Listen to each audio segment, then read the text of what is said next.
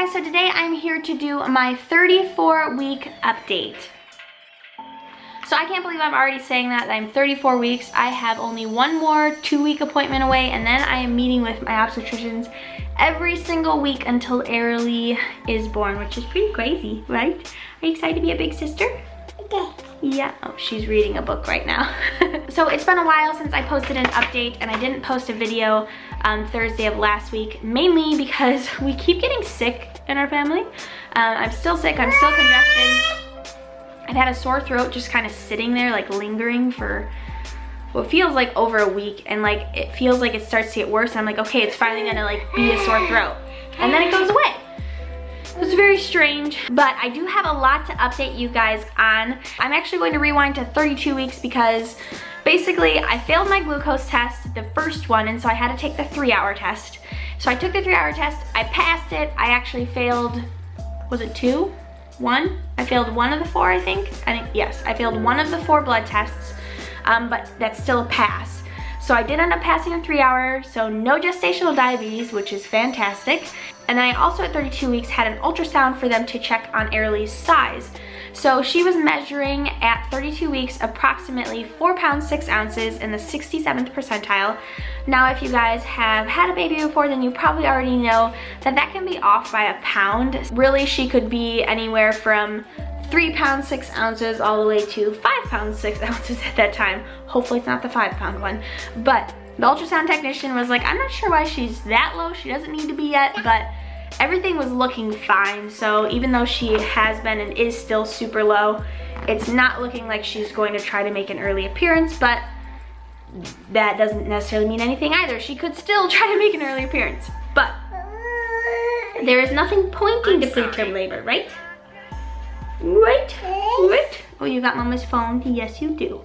So now we will fast forward. Okay, you gotta be quiet with Siri. Siri has to be quiet. You have to be quiet with Siri, okay? Quiet with Siri, yes, close.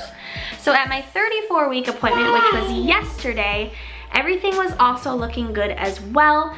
I met with the midwife yesterday instead of one of my obstetricians from the practice, and meeting with her is one of my favorites because she actually like tells you which way your baby is positioned exactly. And so as soon as she started feeling, she was like, baby's really low. And I can definitely feel it. I feel like I have to pee every like 3 minutes. It's kind of ridiculous. And she pushes just really low down there. So her head is extremely low. Then as of yesterday, her back was on this side and then her feet were up here. But I do think she switched sides. She still is super low head-wise, but she does switch from side to side still. So the biggest update for you guys is just how I've been feeling this pregnancy.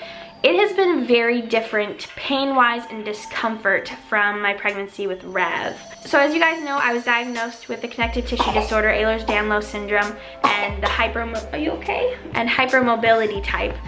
And she warned me, she said with every pregnancy, it's going to get a lot more difficult having a connective tissue disorder. And I just kind of brushed it off because of how easy my pregnancy with Rev was. I really had no discomfort, no pain until like the last maybe week or 2.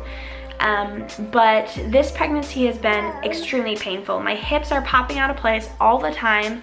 I'm constantly also sciatic nerve wise, which that's a lot of women have issues with that. I've had extreme pain from that to the point that I can't even walk sometimes. It's been really bad.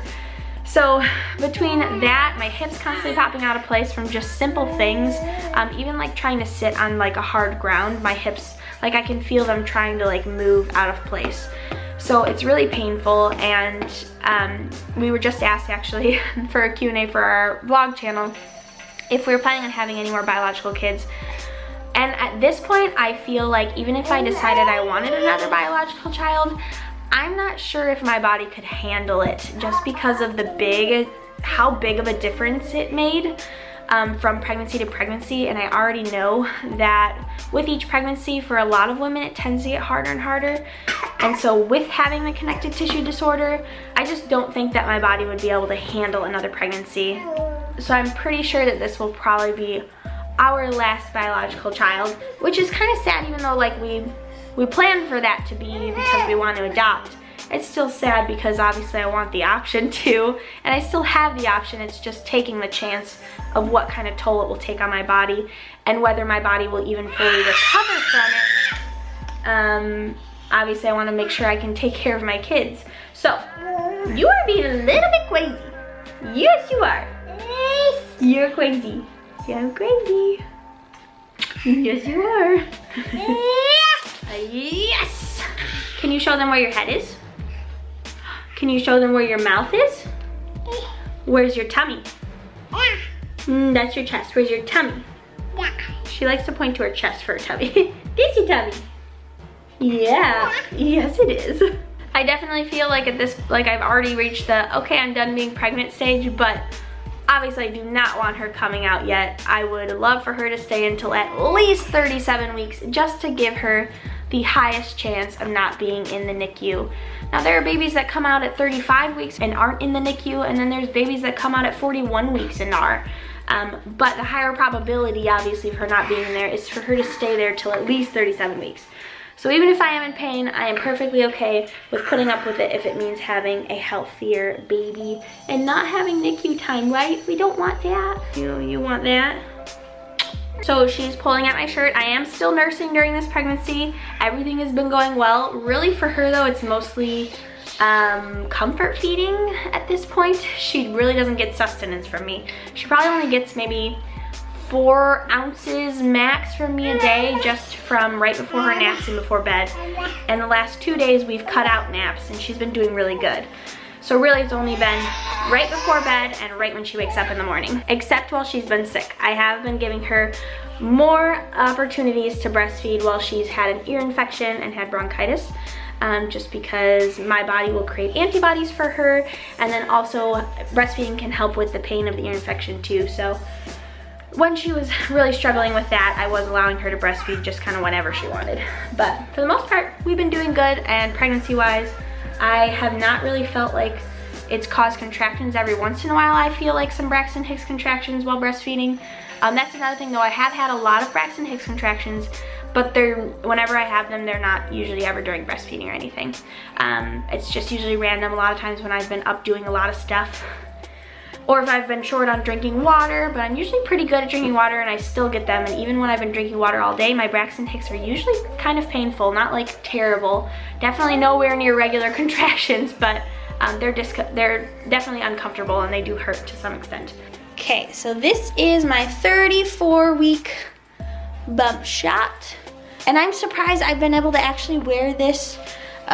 This is like a workout shirt and it's not maternity at all, but because of these like cinching things here, I don't even know how to explain it, I've been able to wear it the entire time, so that's pretty neat. And there is a completed bump shot. And we will see you guys next week, hopefully as always, as long as I'm not sick. Bye guys.